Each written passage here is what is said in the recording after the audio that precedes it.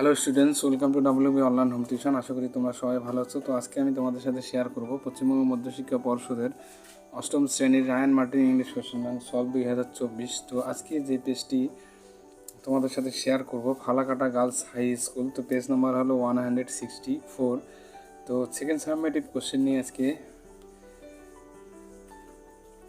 আলোচনা হবে। তো এখানে একটি রিডিং কম্প্রিহেনশন সিন দেওয়া আছে। তো আমরা সিনটি সরাসরি চলে যাব কোশ্চেন অ্যান্ড অ্যান্সারে। তো এই দাগে tick the correct alternative question. The Excalibur was the name of a. তো এখানে বলা হচ্ছে যে এক্সকেলিবারের নাম কি ছিল। এখানে নাইট না শর্ট না লেগ অফ ইংল্যান্ড না কিং। তো সঠিক উত্তর হবে বি, শর্ট মানে তলোয়ার। তো এরপরে দেখো 2 নম্বর question. Birds is a type of. তো বার্ডস হলো এক প্রকার। এখানে রাইট দ্য অ্যান্সার হবে বি, শিপ। তো এরপরে আমরা আলোচনা করব বি দাগের। Write T for true and F for false. তো এখানে টি এফ বসাবো আমরা শুধু। এখানে সাবঅর্ডিনেট স্টেটমেন্ট লিখতে হবে না, শুধু টি এফ। বির 1 নম্বর কোশ্চেনটি, the lake was in the midst of orderless flower. তো এখানে বলা হচ্ছে যে হ্রদটি গন্ধহীন ফুলের মাঝেই ছিল। তো এটা অবশ্যই ভুল হবে, কারণ গন্ধহীন ফুলের মাঝে সেটি ছিল না। তো এরপরে দেখো 2 নম্বর কোশ্চেনটি, everyone was sorrowful to bid the old king's goodbye. তো সবাই পুরনো রাজাকে বিদায় জানাতে দুঃখিত ছিল। তো এটা অবশ্যই সঠিক হবে। তো এখানে আমরা টি বসাবো। তো এরপরে সি দাগের অ্যান্সার দ্য ফলোইং কোশ্চেন্স। তো what rose from the lake. তো হ্রদ থেকে কি গোলাপ। তো এখানে দেখো এ বিউটিফুল আর রোজ ফ্রম দ্য লেক।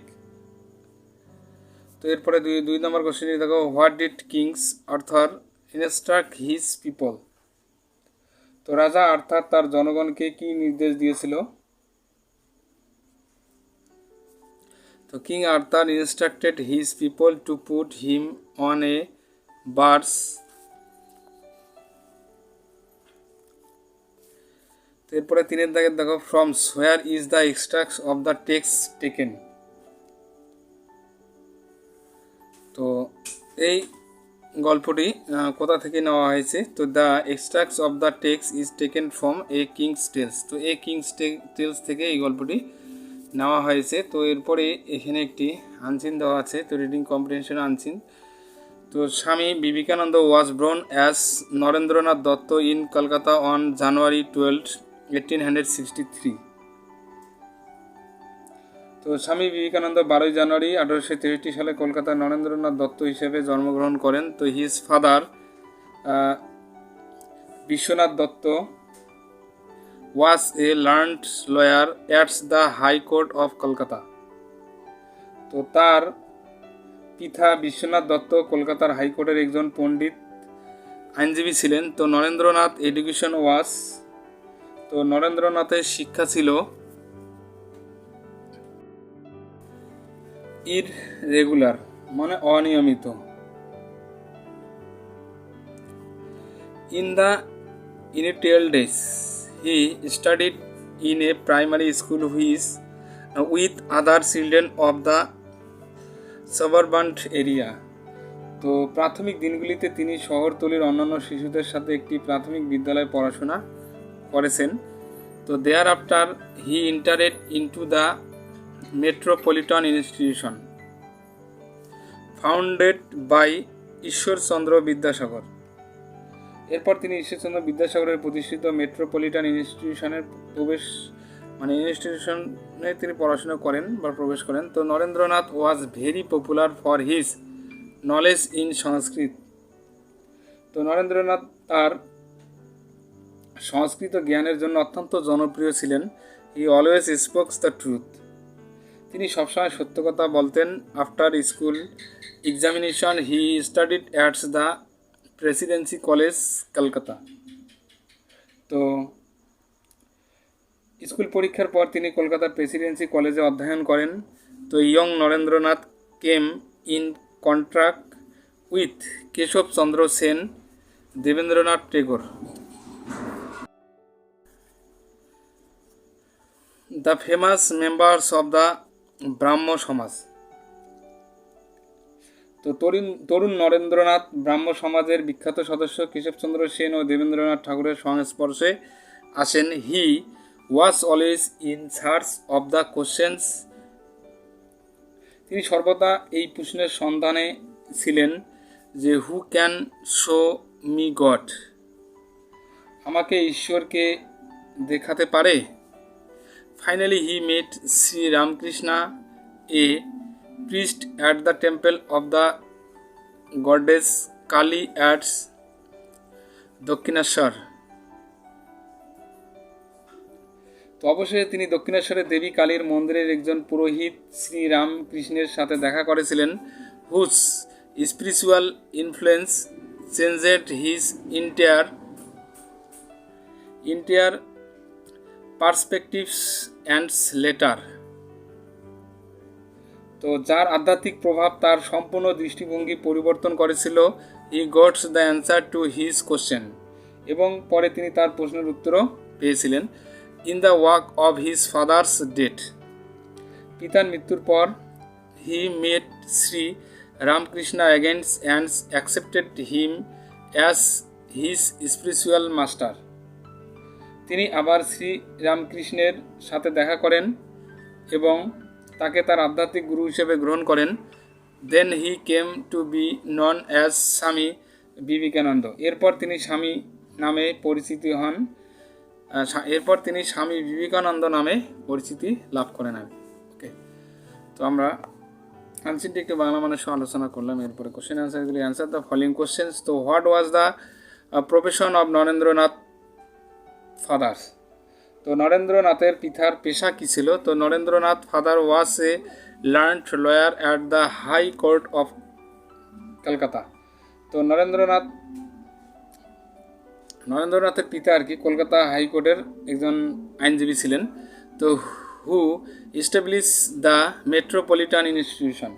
তো মেট্রোপলিটন ইনস্টিটিউশন কে প্রতিষ্ঠা করেছিলেন? তো Ishwarchandra Vidyasagar establish the Metropolitan institution. Ishwarchandra Vidyasagar metropolitan প্রতিষ্ঠা করেন। তো why was Narendranath very popular?